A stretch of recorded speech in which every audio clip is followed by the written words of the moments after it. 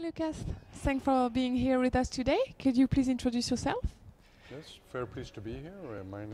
Very pleased to be here. My name is Lucas van Wees. I'm on the board of the Dutch Association of HR, which is called the NVP. And can you tell us more about NVP? Yeah, it's an organization which exists since the 60s, and it's the largest HR association in the Netherlands. It has around 3,000 members, and I'm in the board for almost a decade. Yeah. Okay. And if you could describe the spirit of NVP in 3 words, what would they be? That's a good question. I think it's an ambitious association. I think it's an association which see people as the thing would matter in all the organizations. And the third thing, I think we all feel that the people development story is part of society as well. Mm-hmm. So it's also connected to the society of the Netherlands. Okay. Yeah. And what are the main activities that your association is carrying out? Yeah. Well, a big part of the story, of course, is that we organize a lot of development activities for our own members, for our 3,000 members. Mm-hmm.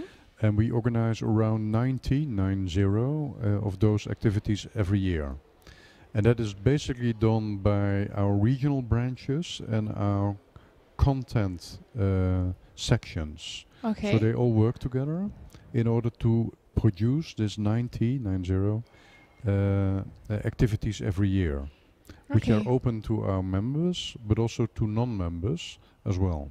Okay. So it's very much built by our own people, with a small office, which is paid for by our association. Okay. And that's how it works. Yeah. And would you say that the field of HR has a strong role, a prominent role in the Netherlands? It has, and that has to do with I would say, the DNA of our country. Mm-hmm. So we are, I would say, of the smaller countries, we are the biggest one in Europe. And as you know, part of our country is below the sea. Mm-hmm. So, which meant that the people of my country has always had to fight the sea. Mm-hmm. And because of that, you should do that all together, because nobody by himself could win that fight. Okay. So we grouped together already for a long, long time ago, and we know that the only way to get further is to work together. We call this the so-called polder model. So the polder is a piece of land which is below the sea level. Mm-hmm. And this has been ingrained in the DNA of the Dutch people. Okay. Also in the HR people, of course, who are all, well, most of them are Dutch, and they know that the way to move forward, again, is to work together. So there can be, of course, conflicts and fights, like in every country, but there's a real urge always to overcome this and basically to win together. That's very much into the Dutch nature and also in the nature of the HR profession in the Netherlands. Yeah. Okay.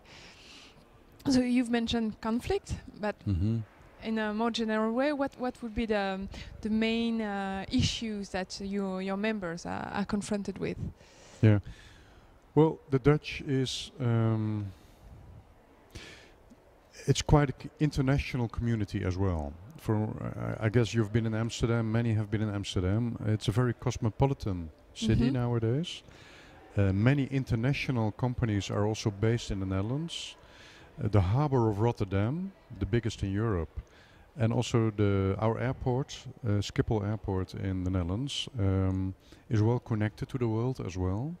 So much of the money we make is made by international trade. Okay. This means that HR has to support all of that as well. So the workforce, the international workforce, is very important for us. And also our educational system. We have around 13 universities in the Netherlands, and each and every one of them belong to the top 200 universities in the world. So we have a pretty good, educated, good workforce to deal with the challenges ahead. So if those people are, of course, employed and recruited by our HR professionals in our companies and organizations, So also the vocational training, the lifelong learning training is important, and all of that, to keep the momentum and to keep our country competitive as well. And basically dealing with the challenges as we have them ahead. Yeah. Okay. And if we take a subject that has been discussed today, we've talked about job quality and the workplace and the quality of the workplace in Europe. And what is good work for you? Tell us your opinion on it. Well, a lot of the people are quite well educated in the Netherlands. Many of them speak quite well their languages as well. And we have an international-minded kind of people as well. Because we're a small country, we know that there's a lot of a world outside of the Netherlands. So if we, as I mentioned before, if we want to be productive, want to be competitive, we need the world to do so as well. So we reach out to the world, in essence, to do that.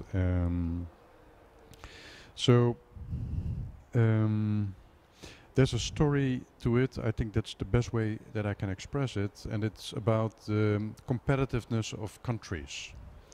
And there's a association in Switzerland who studies the world competitiveness of nations, and they bring out a report every now and then.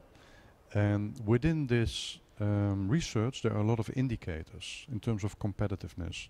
Many of those indicators are social indicators. And so it tells you something about the level of education in the country, the level of quality of work, the level of inclusiveness, the whether of the use of talents, and all of that. And when you look to Europe, many of the Nordic countries are always pretty good in that, but also the Netherlands is a great and good in that as well.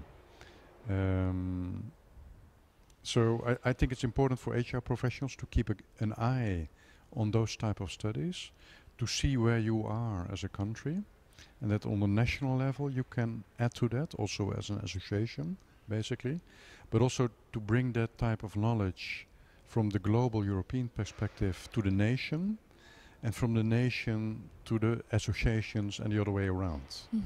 So it's like, if you like, a circle or a cycle of insight. Use that insight to perform better as nation, as associations, as professionals as well. Because we're all interlinked in that story as well. So what I will try now to do as board member of the Dutch Association, as I will step down from that, taking my new position on the European Association as president, but also because of that in the World Federation, I will also step into the board of the World Association because of my presidency, is that I see a lot of possibilities to link all of that, all this type of insights and the added value of those connections, basically, to move things forward. Okay. Yeah. So you've mentioned that you will become the new president of EAPM. You've just been elected, and congratulations. Thank you very much. So you will become president in January. So you tell us a bit of your vision, but give us some scoop and tell us what are your goals, your objectives for this great association that we kind of celebrate today. So please tell us more. Well, there are a couple of things to that. Of course, I will build on the work which has done so far in the board, and I have been part as vice president of the board as well, so I know, of course, quite well what has happened. So I will build on the continuity of doing that. So we're I think on a right path, but we will have to enter a new phase as well. Okay. Part of that story is twofold. One of them is, I would say, in my capacity as president, I will be like a European voice to the world scene, and also to other international stakeholders which we have around the EAPM, to also voice the HR profession in that scenery, also inside of Europe. So not only on the world scene, but also within Europe. So that's one part of the job, I think, to kind of bring the European voice, make it a stronger voice, connected to the stakeholders as we have them inside and outside of Europe. And we have the right to do so, because as I mentioned this morning in my opening speech, Europe has every right to do so. We are, I think, a beacon still for humanity, as I mentioned. And also as an umbrella association, we are with 250,000 HR professionals in 31 associations connected to the EAPM. And as such, we are a tremendous power base, if you like, and knowledge base to the scene. So we should make use of this, I think. So this is one side of the story. The second one is, of course, that we need to be of added value to our member associations and to those 250,000 professionals. There are many, many best practices in the various countries which we can bridge, which we can say to another country, hey, there's something interesting happening in Greece or in Norway, or do you know this? Can you make use of this? There are reports from international parties, the ILO, the OECD, and all of them, which are of interest to our members as well. So it's an important bridge to all of that knowledge, basically. That's one. And the other one is that some of our associations, of the 31 associations, are new associations. When the Berlin Wall broke down, a lot of new associations started to emerge after that. In the former Balkany, for instance, but also in Eastern Europe as well. Sometimes they need help in their professionalization, and we can help with that in maybe the more advanced part of Europe in doing that.